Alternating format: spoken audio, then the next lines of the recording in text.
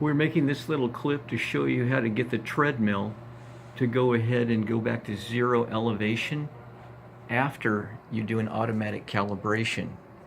If you look down here below the treadmill, you'll notice it's elevated about 6 inches.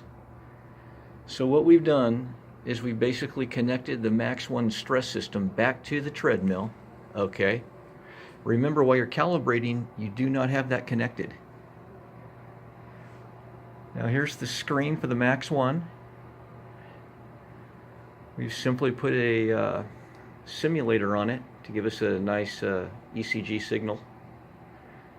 And now if you look very closely, you can see the first part of this protocol is a pre-test.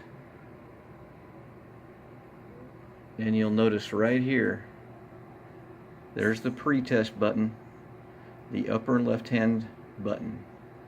After that button is pressed, the treadmill will go back to a zero elevation. And that concludes the little video to show you how to get the treadmill to go back down to a zero elevation after doing an automatic calibration.